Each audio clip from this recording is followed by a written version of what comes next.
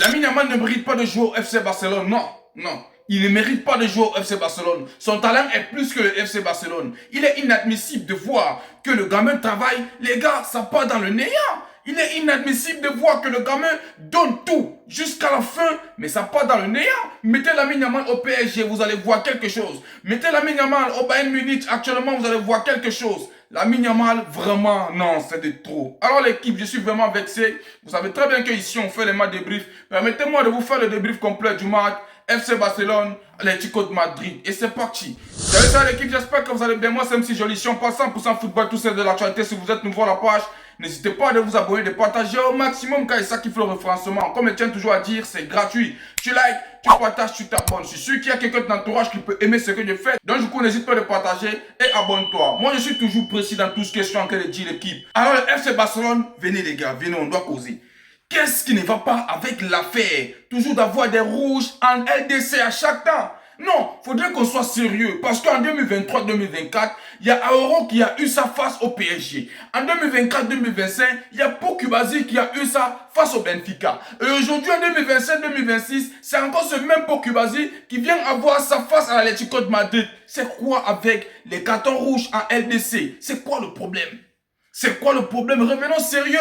Si tu ne voulais pas jouer, mieux tu laisses, tu dis que tu ne veux pas jouer. Que de venir nous mettre la honte comme ça? Qu'est-ce que vous voulez nous faire devenir? Vous voulez une grande bête ou quoi? Pour Kubazi, tu devais laisser. Mieux tu dis que tu ne joues pas. Laisse quelqu'un terminer son action. Il était une place devant le gardien. C'est qui est sûr, le gardien devait essayer de faire quelque chose. Toi maintenant tu pars, tu perturbes, tu n'es pas intelligent. Et alors tu penses que qu'est-ce qu'on va donner? Qu'est-ce qu'on va donner? C'est direct le rouge. Il n'y a rien à voir. Matin, midi et soir, c'est le rouge. C'est même pas regarder. C'est même pas regarder. Et en dehors de ça, même l'arbitrage aujourd'hui, c'était un bordel. C'était un bordel parce que le gardien et son défenseur se permettent de jouer. Je ne sais pas si c'est le handball que les gars se permettaient de jouer là-bas dans leur surface. Il est admissible de dégager le ballon, de savoir très bien que le ballon est en jeu. Mais où est la VAR? La VAR est où? Vraiment là, il y avait penalty.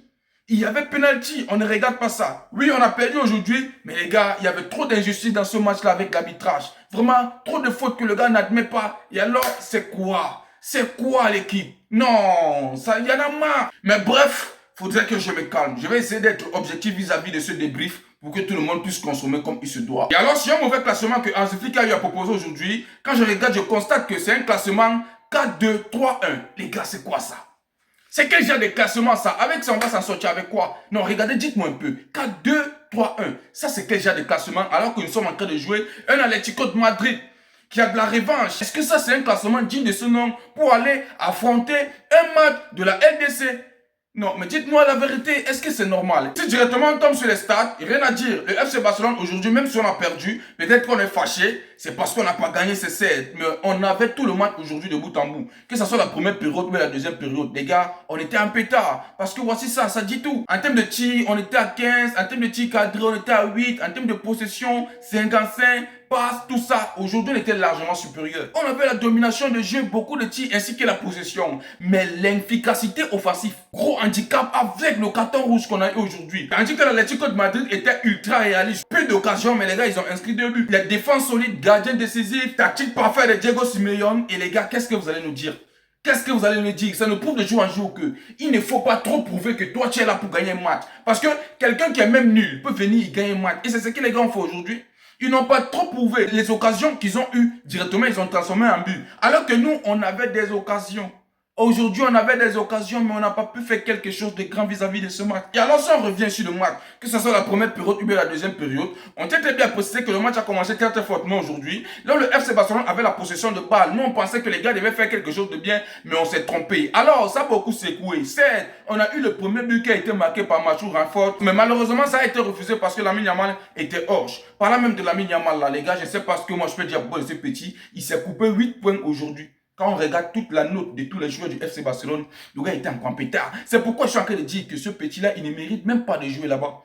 Mieux il part au PSG ou bien il part peut-être au Bayern. Tu places Lamine Yamal actuellement au PSG. Les gars, vous serez fiers de lui.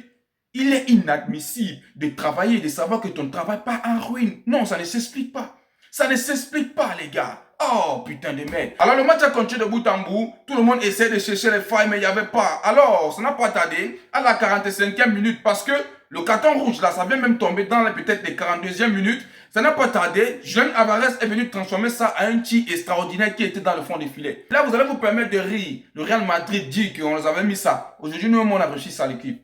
Nous-mêmes, on a reçu ça. Et c'est pourquoi je tiens à préciser, Julian Alvarez, non. Yeah, les Argentins, vous exagérez. Les Argentins, vous exagérez. On vous a sûrement dompté ça dans le sang bien. Non, le gars a mis ça, c'était dans le fond des filets. Non, Juan Garcia ne pouvait rien faire. Juan Garcia ne pouvait absolument rien faire fond des filets direct. C'est pourquoi je reviens sur la faute de Pau Cubazi pour dire à Pau Cubazi que qu'est-ce qu'il s'attendait. À chaque fois, c'est la même chose. Et ce qui m'intrigue encore dans tout ça, on nous fait comprendre qu'il y a un Bastoni qui va venir au sein du FC Barcelone. L'équipe, on ne se concentre pas pour prendre quelqu'un qui peut amener la bataille en termes de neuf. On se concentre sur les défenseurs qui vont encore nous faire couper des cartons rouges sur les saisons à venir. Soyons réalistes, hein. Soyons réalistes, les gars. Bastoni, il va encore nous foutre de bordel total. Le bordel total, vous allez voir avec les yeux. Si vous pensez que moi je me trompe, vous allez voir avec les yeux. Mettez de l'argent, prenez un œuf digne de ce nom qui peut amener la bataille de bout en bout. Ferran Torres aujourd'hui, non, avant même que Ferran Torres ne rentre, Lewandowski aujourd'hui il était vide. Le seul côté que j'ai vu qui jouait exactement, il y avait le côté de Lamine Yamal et le côté de Marcus Rashford. Et quelque part, ça s'explique, ça se voit encore qu'en termes de cette première période, non les gars, Rafinha manque.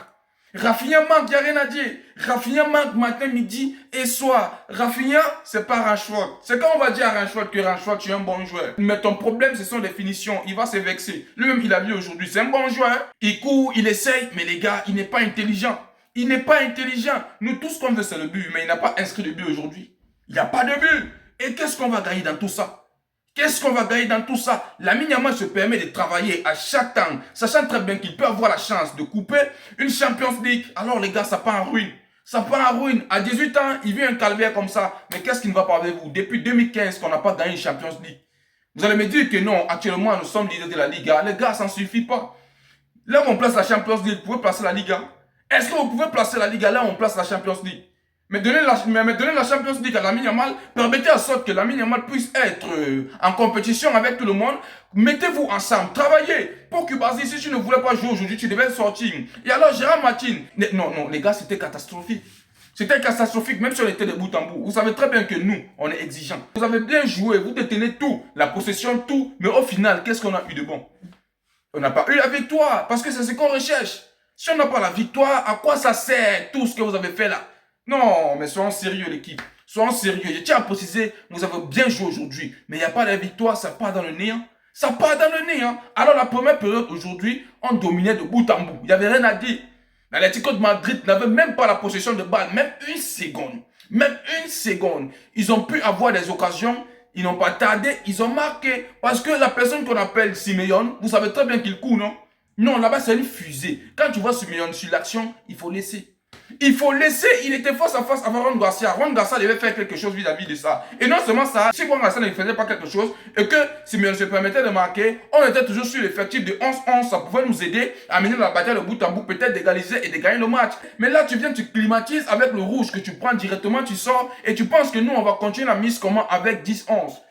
Non, c'est quelque chose de malade. Et directement, si on vient en termes de deuxième période, moi je pensais qu'on devait peut-être rentrer jouer bloc bas quelque part. Mais c'est là où j'ai réfléchi que non, nous sommes au Spotify car nous, faudrait quand même pas qu'on se laisse jouer bloc bas, faudrait qu'on attaque. Vous êtes entré, mais vous avez oublié la défense. Directement, une passe décisive de Retro Reguillet, c'est un rat. Directement, ça arrive sur Alexander Sorloth à la 70e minute, il inscrit. La défense, il était une place, il devait faire quoi? Il a beaucoup badaillé, mais le gars ne pouvait rien faire.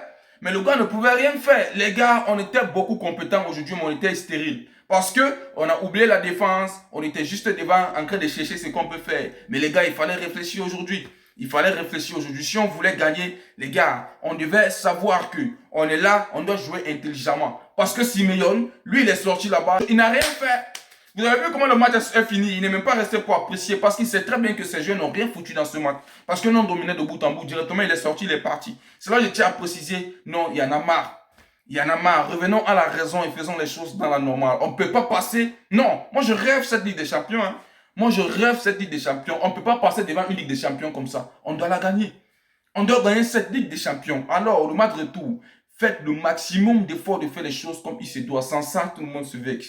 Non, l'équipe, sans ça, tout le monde se vexe. Vraiment, moi, j'ai pas aimé le match. Le milieu aujourd'hui, j'ai vu un Pedri qui est sorti. J'ai vu un Fermin Lopez qui est entré, qui a essayé de faire quelque chose de bon. Un Euro qui est entré. Ce que je trouve dans ce match, c'est que c'est décevant. Moi, ça me dégoûte. Je pensais vraiment qu'on devait faire quelque chose vis-à-vis de ce match. Mais les gars, ce 10 contre 11, ça nous a déstabilisé. Kubasi a tué tout le match. Kubasi a tué tout le match. Le Barça, très grand match aujourd'hui. Mais c'était stérile. C'était stérile. Bref, moi, je m'arrête là. J'espère vraiment que vous allez vous relever. Et c'était tout pour cette vidéo, l'équipe. J'espère que vous avez aimé. N'oubliez pas de vous abonner et de partager au maximum car c'est ça qui fait au référencement. Comme je t'ai toujours à dire, c'est gratuit. Tu likes, tu partages, tu t'abonnes. Si celui qui a quelqu'un de l'entourage qui peut aimer ce que je fais, donc du coup, n'hésite pas à le partager et abonne-toi.